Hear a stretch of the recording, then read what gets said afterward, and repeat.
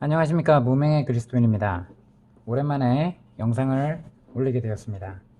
오늘 나눌 주제는 개신교에서 신성 불가침 영역으로 불리는 그런 설교에 대해서 이야기해 보겠습니다. 예배의 의식 가운데 가장 중요하게 생각하는 설교, 과연 설교는 성서적인가? 그리고 그 설교를 통해서 정말 그리스도인들을 변화시킬 수 있는가에 대해서 살펴보겠습니다. 자, 우리는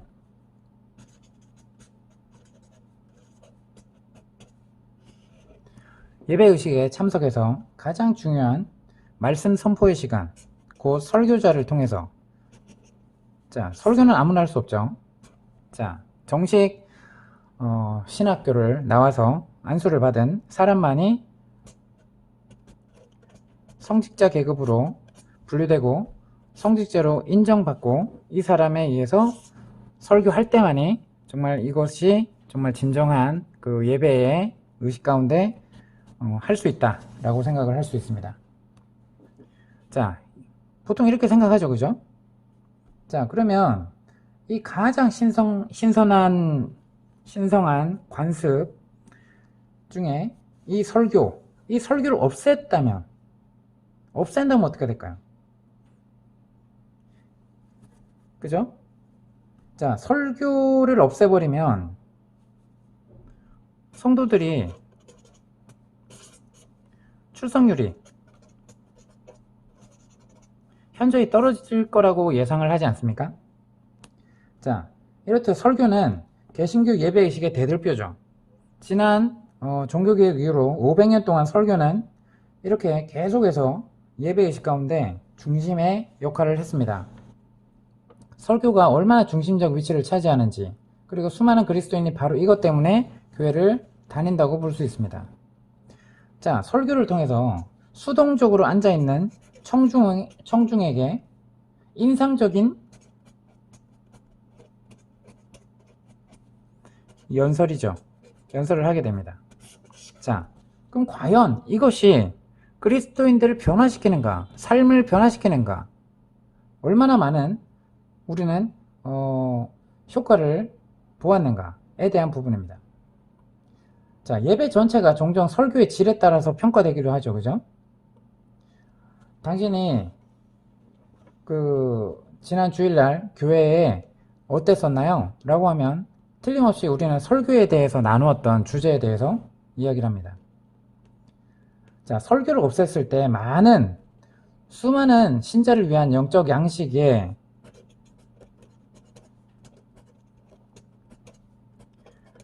밥줄을 끊어놓는다 라고 생각할 수 있어요. 그죠? 너무 분명하게 이렇게 생각되는 사실 아닙니까? 그래서 건물을 성전시하는 잘못된 종교 형태, 그죠? 성전은 이미 예수 그리스도 이후에 성전은 우리 몸입니다, 그죠? 성령을 선물로 받은 우리 몸이 성전입니다. 그래서 성령과 함께 동행하는, 걸어다니는 성전이라 할 수 있습니다. 근데 우리는 하도 건물 성전에 하다 보니까 건물 성전에 출석을 하는 거예요. 그걸 교회라고 얘기를 합니다. 너무나 잘못된 거죠. 이 부분에 대해서는 앞선 영상에서 너무나 많이 얘기를 했기 때문에 여기서는 언급하지 않겠습니다. 깜짝 놀랄 사실은 오늘날 설교가 성소에 그 뿌리를 두고 있지 않다는 거예요. 오히려 이것은 어디서 왔을까? 이런 예배의식 가운데 이 설교가 중심 가운데 한 거는 어디서 왔을까? 바로 이교 문화에서 왔습니다. 이교 문화에서 빌려와서 키워진 다음, 그죠? 기독교 신앙의 누룩으로 도입되어 있는 겁니다. 근데 이것이 누룩인지도 몰라요. 그죠? 제가 이런 얘기 한다 그러면 많은 개신교인들이 펄쩍 뛸 소리입니다. 당신 뭐냐? 이단이냐? 라고 할 수도 있어요. 하지만 분명한 건 여러분 주의 깊게 생각해 보시기 바랍니다. 끝까지 다 들어보시고 판단해 보시기 바랍니다. 설교는 하나님께서 교회 모임을 설계하신 목적, 이 목적의 가치를 실제로 떨어뜨립니다. 진정한 영적 양식에 별로 도움을 주지 못한다는 말입니다. 성서에 과연 사람들이 설교한 예들이 기록되어 있지 않냐, 이 얘기가 아니에요. 성서에 묘사된 성령의 감동에서 나온 성령의 감동으로 전하는 부분들이 있어요. 그죠? 그리고 오늘날의 설교, 와는 분명히 차이가 있어요. 근데 우리는 이걸 동일시 여기면서 설교를 하면 무조건 하나님께서 그 목사님을 통해서 말씀이 선포된다고 그렇게 여기죠. 자, 사람의 말로 듣지 아니하고 하나님의 음성으로 듣는다고 표현을 합니다. 자, 그런데 중요한 건 우리는 오늘날의 강단 설교가 성서적인 것이라고 오해해서 그것을 받아들인다는 거예요. 자, 현대 기독교 오늘날 설교를 한번 볼까요? 어떤 요소가 있었어요? 규칙적이에요. 그죠? 적어도 일주일에 한 번은 변함없이 강단을 하죠. 적어도. 그죠? 자, 그리고 똑같은 사람이 예사입니다. 아무나 설교 못하니까요. 그죠? 네. 그 다음, 일반적으로 이제 목사 또는 안수받은 초청 강사에 의해서 이렇게 설교가 됩니다. 다음, 청중은 무조건 수동적이에요. 그죠? 이 사람이 얘기하는 거 듣고 있을 수밖에 없어요. 자, 여기서 설교 도중에 목사님 질문 있습니다 라고 하는 경우를 한 번이라도 보신 적 있습니까? 그죠? 본질적으로 일방적인 독백이에요.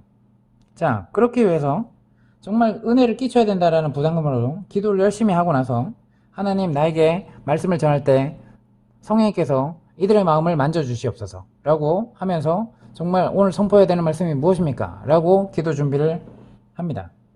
자, 다듬어진 연설 형식으로 하죠. 자, 서론, 요점, 뭐 결론, 뭐 이런 식으로 이렇게 설교하기 또 있습니다. 또 신학교에 가면. 그죠? 자, 오늘날의 설교는 대부분 이런 특징을 가지고 있습니다. 자, 그러면 성서에 언급된 이런 성령의 감동에 의해서 했던 선포와 설교에 대해서 대조해 보겠습니다. 자, 구약 성경에 보면 하나님의 사람들이 설교하고 가르침 나와요. 그죠? 그러면 구약 성경에 나오는 설교의 가르침의 특징은 뭘까요? 특징. 자, 청중들이 능동적으로 참여합니다. 그리고 청중들에 의해서 중단되기도 해요. 자, 그리고 선지자와 제사장들이 정해진 원고가 아니에요. 응? 정해진 원고가 없어요. 원고를 보고 읽지 않습니다. 그리고 이걸 외워서 선포하지 않습니다. 자, 당면한 문제에 대해서 생긴 부담을 안고 즉석에서 외칩니다. 자, 그리고 구약 성서의 선지자와 제사장들이 하나님 백성에게 정기적으로 설교하지 않습니다. 자, 오히려 산발적이고 유동적이며 어떤 한 장소에 국한되어 있지 않았죠. 그죠? 그리고 청중의 참여에 열려 있었어요. 고대 회당에서의 설교도 같은 방식을 따랐습니다. 자, 그럼 신약 성경, 이 구약에서도 이랬고 신약 성경에서도 예수님은 똑같은 청중을 향해서 정기적으로 설교하지 않았습니다. 주님의 설교와 가르침은 어떤 다른 형식을 취했을까요? 물론 주님은 가르침의 대부분을 제자들에게 집중시켰어요. 하지만 주님이 그들에게 주신 메시지는 언제나 즉석에서 나왔고, 그죠? 어떤 상황에 당면되었을 때 격식이 없이 나오게 되었습니다.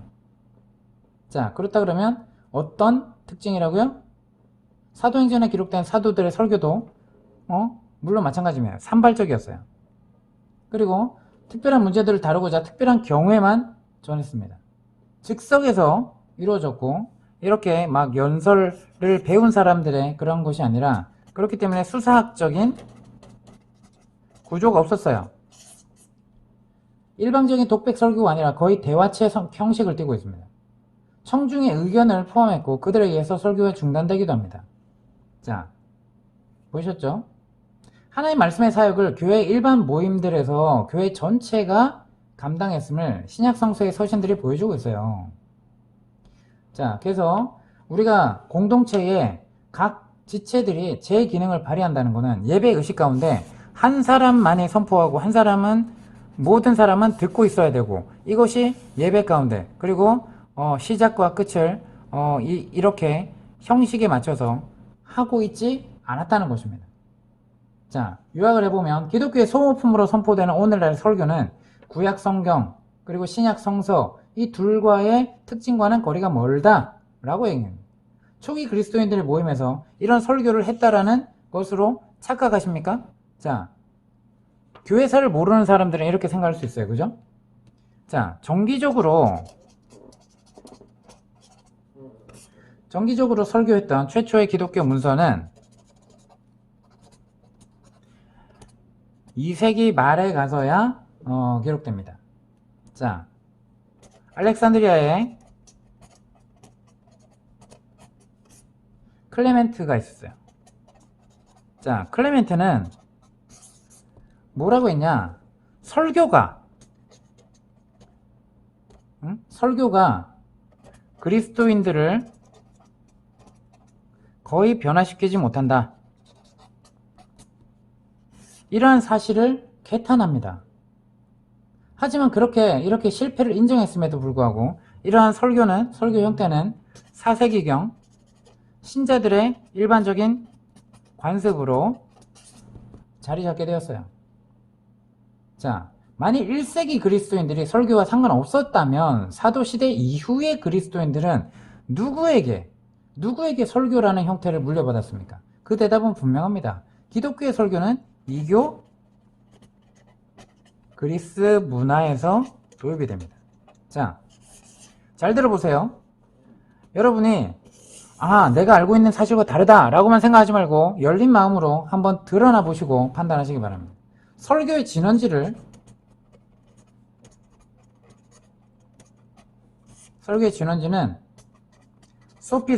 소피스트들이 뭐죠? 궤변론자들이죠. 그죠? 네. 이런 사람들이 주전 5세기 떠돌이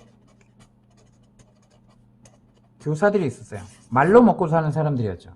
이 말로 수사학으로, 그죠? 설득력 있게 말하는 기술을 만들어낸 이 장본인들이었어요. 자, 이들이 제자들을 택했고 또 그들이 하는 연설의 대가로 돈을 요구합니다. 자, 소피스트는 그래서 전문적인 토론가였어요. 이것이 그리스 문화에 당연했단 말입니다. 당연했다. 자, 이들의 주장을 팔기 위해서, 자, 오늘날에 강사들 있죠. 응? 잘 나가는 강사님들이 있습니다. 그죠? 그럼 이 강사들은, 자, 강사의 대가로, 그리고 사람들의 마음을 움직이고, 감정적으로 어떤 드라마틱한 그러한 연설을 통해서 사람들의 마음을 움직이고, 감동을 주고 하면서 뭐를 얻어요? 네, 돈을 얻습니다. 이들의 주장을 팔기 위해서 외모에 신경을 쓰고 감정에 호소하고 재치 있는 말을 구사하는데 아주 능했어요.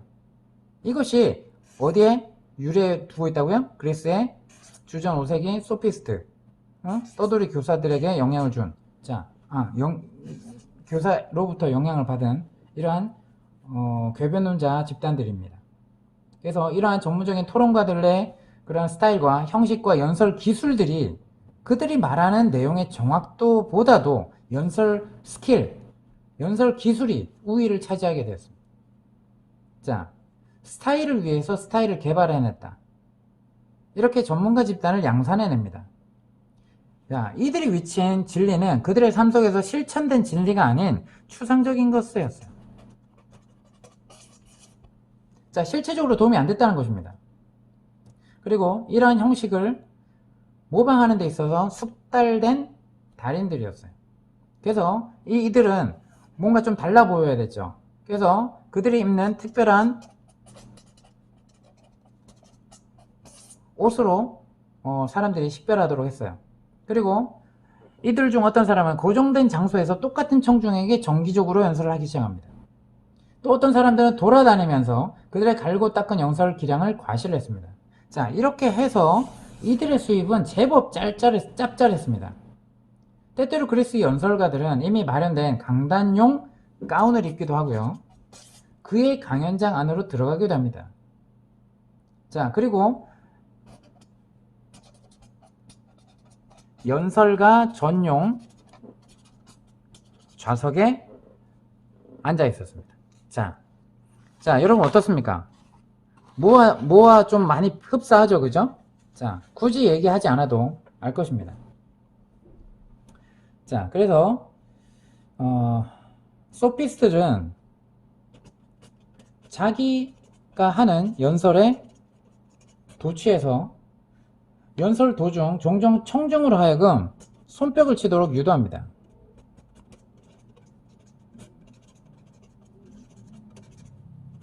여러분 아멘 하십시오. 자, 이렇게 사도들이 연설을 했을까요? 그렇게 설교를 했나요? 선지자들이 그렇게 얘기를 했나요? 아니죠. 자, 이런 모습들은 어디서 왔다고요? 이교도에서 왔다는 것입니다. 자, 만일 그의 연설이 잘 받아들여졌으면 어떤 사람들은 그의 연설을 영감 있는 연설이라고 인정을 했죠. 자, 그래서 소피스트들은 당대에 가장 출중한 사람들이었어요. 어떤 사람들이 연설만 해서 먹고 살았을 정도입니다. 자, 누구와 똑같죠, 그죠? 전문가 집단으로 둔갑을 하게 됐어요, 그죠? 자, 어떤 사람들은 자신의 영예를 위해서 대중들로 하여금 그들의 동상을 건립하도록 하기도 했습니다. 자, 1세기 이후 누가 나오죠? 그리스 철학자 아리스토텔레스. 자,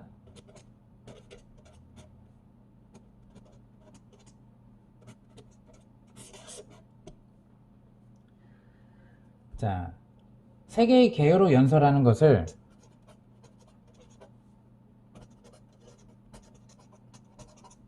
수사하게 가미시킵니다.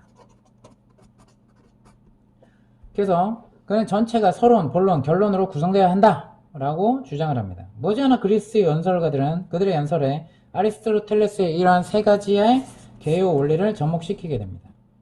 그리스인들은 이 수사학에 중독되어 있었어요. 그래서 소피스트에 대한 대우가 좋았습니다. 로마가 그리스를 정복했어요. 그때 로마 사람들 또한 수사학에 사로잡히게 됩니다. 결과적으로 그리스와 로마의 문화는 누군가에 의해 유창한 연설을 듣고자 하는 지칠 줄 모르는 욕구를 개발시키게 됩니다. 이것이 얼마나 유행했는지 저녁 식사 후에 전문 철학자에게서 짧은 설교를 듣는 것이 일종의 정기적인 엔터테인먼트였습니다. 자, 그래서 이 고대 그리스와 로마 사람들은 이 수사학을 가장 위대한 예술의 하나로 여겨서 로마 제국의 연설가들,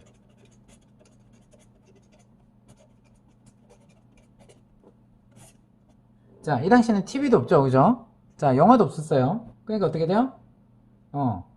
그런 오늘날의 영화나 프로 스포츠 스타들을 이런 모습과 같이 이들을 통해서 그러한 감동을 느끼고자 했습니다.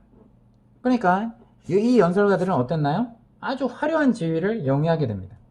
그래서 당대에 찬란하게 빛나는 스타들이었던 거죠. 이 연설가들은 단순히 그들의 탁월한 연설 능력만으로 청중을 열광시킵니다. 자, 그래서 당대의 첨단 과학이었던 이 수사학의 교사들은 모든 주요 도시의 자존심이었어요. 그래서 주요 도시마다 그 나은 연설가들이 나왔겠죠, 그죠? 그러니까 이 도시들은 이 명사의 지위를 보장합니다. 지위가 남달랐어요. 자, 그렇듯 그리스와 로마 사람들은 이교의 설교에 중독되어 있었어요. 마치 오늘날의 많은 그리스도인이 기독교 설교에 중독이 되어 있는, 듣는 걸로 중독되고 들었을 때의 그 감동, 그것에 중독되어 있습니다. 자, 여러분, 그리스 연설이 어떻게 기독교, 이 개신교 교회 속에 파고들게 되었는지, 자, 3세기 전후에서 상호 간의 사역이 그리스도의 몸에서 시들하게 되자 이 공백이 생깁니다. 자, 상호 간의 사역이 뭐라고 그랬죠? 상호 간의 사역? 자, 그리스도인들의 모임 가운데는 한 명의 그러한 설교자가 주도적으로 모든 예배 의식을 주도했고, 이게 아닙니다. 그죠? 분명히 나와요. 질서를 따라 성령이 이끄시는 대로 같이 찬양하기도 하고, 즉석적으로 감동을 나누기도 하고, 삶을 나누기도 하고, 말씀을, 은혜를 나누기도 합니다. 자, 어느 한 사람에 대해서 주도하지 않았습니다. 자, 이것이 상호간의 사역을 그리스도의 몸 어디를 가든지 초대교회에서는 볼 수 있었습니다. 자, 근데 우리는 이렇게 볼 수 없죠. 이게 초대교회에서 나온 어떤 그리스도인들의 이 나눔의 형태였는데, 이것이 지금 더 이상하게 보이게 될 정도로 이교 문화가 자리 잡았습니다. 자, 예언의 부담과 자발적 확신에 의한 말씀을 전했던 순회 사역자들이 교회 역사의 장에서 자취를 감춰버리게 되죠. 자, 이 사람들의 이러한 공백을 메우려고 뭐예요? 기독교 공인을 하면서 점점 어떤 제도가 다시 탄생하게 되었다고요? 성직자 계급이 출현하게 되었다 그랬죠. 그죠? 자, 이거에 대한 거는 뒤에 앞선 영상들에서 많이 살펴볼 수 있으니까 보시기 바랍니다.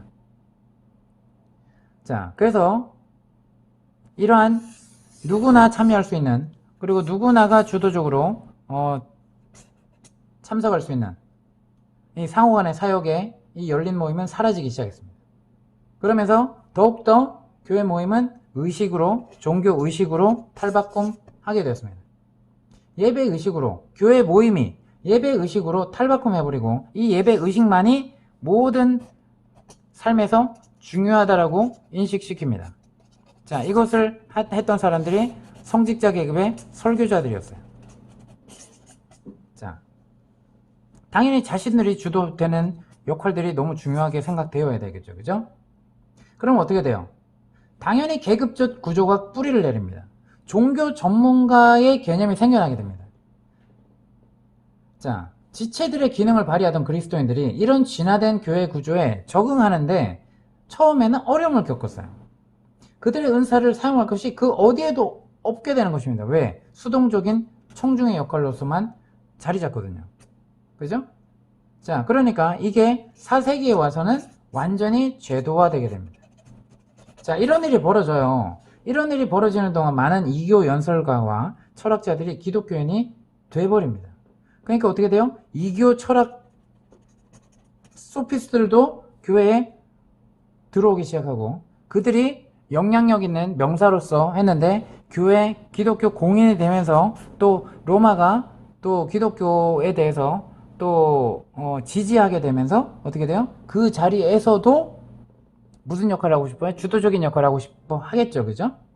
영향력을 발휘하고 싶고 지도자의 역할을 하고 싶어 하는 거예요.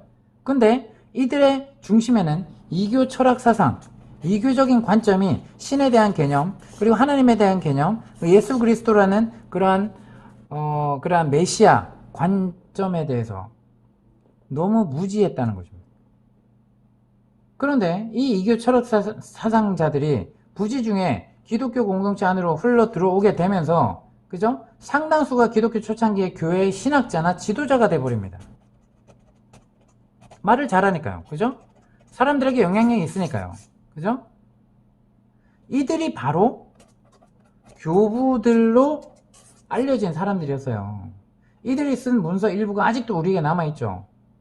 자, 따라서 돈을 받고 연설을 하는 훈련된 전문 연설가, 이러한 개념이 기독교 안에 주류 속으로 바로 들어오게 됩니다. 그죠? 그러니까 어떻게 돼요? 돈을 받는 유급, 전문, 성직자, 교사의 개념이 어디서 나왔다고요? 유대교에서 나온 게 아니에요. 어디에? 그리스 이교 문화에서 탄생해서 교회사 가운데 들어오게 됩니다. 자, 그래서 이때는 완전히 제도화 되어버립니다. 자, 4세기면 지금 몇 세기에 살아요? 그죠? 너무, 자, 이렇게 너무 오랫동안 굳어져 왔기 때문에 우리는 이것에 대한 유래를 찾아보려고 하지도 않고, 자, 그러니까 가르침의 대가로 돈을 받지 않으려고 자기 직업을 따로 갖고 있던 것이 유대교 랍비들의 관습이었죠. 근데 이들은 어떻게 돼요? 아니, 설교를 했으면 돈을 받는 것을 당연히 여겼던 사람들이에요. 그죠? 자, 선지자들이 돈을 받기 위해서 설교를 했습니까? 아니죠. 하나님의 마음을 대변하기 위해서 돈과는 상관없이 통로로만 사용됐습니다. 자, 이 지금까지 살펴본 이 이야기의 종국은 이런 전직 이교 연설가들이 그들이 로마 그리고 그리스의 연설 기술을 기독교 목적에 사용하게 되었다는 것입니다. 자, 그들은 자신의 사무용 의자에 앉아서 소피스트가 신성에 가까운 호모의 원문에 주석을 달듯이 성서의 신성한 본문을 이들의 관점으로 해석을 해버립니다. 만일 당신이 3세기 때 이교 설교와 교부들의 설교를 비교한다면 그 구조와 어법이 아주 비슷하다는 것을 발견하게 될 거예요. 그죠? 이교도들의 설교와 교부들의 설교를 비교해보세요. 왜 비슷할까요? 선지자들의 어법과 다릅니다. 그죠? 자, 그래서 새로운 스타일의 메시지 전달 수단이 이렇게 탄생되게 되었다는 것입니다. 품위 있는 수사법, 그리고 세련된 문법, 화려한 웅변, 그리고 일방적인 스타일, 설교자들의 연설 기술을 과시하도록 설계된 이러한 수사학적 스타일로 되었는데, 이것은 분명 유대교에서 온 게 아니라 어디서 왔다? 그리스와 로마식 수사법이었습니다. 그리고 이것을 훈련받는 그러한 집단이 있었다는 것입니다. 오직 수사하게 훈련된 사람들만 청중 앞에서 연설할 수 있도록 허용이 되었기 때문이죠. 자, 어떤 학자는 이렇게 이야기합니다. 기독교의 메시지 선포는 원래 쌍방통행의 대화였다. 맞죠? 이게 상호간의 사역이었어요. 자신이 만난 하나님을 간증하고 사람들과 나누고 소통하고 공감하고 했었답니다. 자, 그러나 서방 세계 연설의 대가들이 기독교 메시지를 손에 딱 넣게 되면 그들은 이것을 아주 다른 것으로 바꾸어 놓았죠. 연설이 대화의 자리를 차지해 버리겠습니다. 연설가의 위대함이 예수 그리스도의 놀라운 사건을 대체해 버립니다. 그리고 메시지를 전하는 사람과 듣는 사람 사이에 대화는 시들해지고 일방적인 설교로 탈바꿈 되면서 이 설교자들이 중심 위치에 자리 잡고 위계 질서가 자리 잡게 됩니다. 그리고 이들을 위해서 돈을 내는 것이 당연하다고 그것을 헌금이라는 명목으로 하고 있고, 이것이 구약의 제사장을 먹여 살렸듯이 이들은 일을 하지 않고 이 제사장에게 돈을 해서 이들이 설교를 전담해서 할 수 있도록, 이것이 복음의 중심적인 위치에 놓을 수 있도록 그런 명분을 만들면서 목사들은, 이 성직자들은 구약의 제사장과 같다라는 잘못된 인식을 하고 있습니다. 우리가 교회에서 배워요. 그죠? 루터를 통해서 우리 모든 신자들은 왕같은 제사장이다. 그럼 뭐예요? 제사장 역할을 못하는데? 그죠? 그러면서 위기질서, 잘못된 위기질서에 순종하고 있지 않습니까? 왜 복음과는 다릅니까? 그죠? 자, 한마디로 그리스와 로마식 설교가 예언적 선포, 그리고 열린 나눔, 성령의 감동에 의한 교훈들을 대체해버립니다. 설교는 교회 성직자들, 특히 감독들에게만 주어진 엘리트적 특권이 되어버렸습니다. 그리고 이런 사람들은 말하는 법을 배우려면 수사학 학교가 있었는데 여기서 교육을 받아야겠죠. 이런 교육 없이는 그리스도인이 하나님의 사람들에게 메시지를 전하는 것이 허용되지 않았어요. 이때부터. 일찍이 3세기경 그리스도인들은 그들의 설교를 그리스 연설가들이 그들의 연설에 붙였던 것과 같이 이름인 하멀리스 설교로 불렸습니다. 하멀리스 설교예요. 오늘날에는 설교하는 것을 배우려고 설교학이라는 과목을 택하게 됩니다. 신학교 가면 이걸 배워요. 이것은 그리스와 로마로 거슬러 가서 수사학 법칙이 적용된 일종의 과학이라고 여겨집니다. 자, 다르게 표현하면 설교, 설교학. 자, 어느 것이든 그리스도교에서 유래한 것이 아님을 여러분 분명히 아시고, 이것은 어디서 왔다? 이교도들에게서 흡수된 것이고, 이것이 기독교 신앙 안으로 깊숙이 들어와서 성령의 소통한 그 그리스도의 몸 간의 상호 간의 사역들을 더럽혔고, 이것에 대해서 사라지게 만듭니다. 자, 오늘은 여기까지 하고, 또 다음 이어서 그러한 교부들이 주장했던 그러한 잘못된 부분들에 대해서 또 나눠보도록 하겠습니다. 자, 이상으로 마치겠습니다. 구독, 좋아요, 알림 설정 사랑입니다. 감사합니다.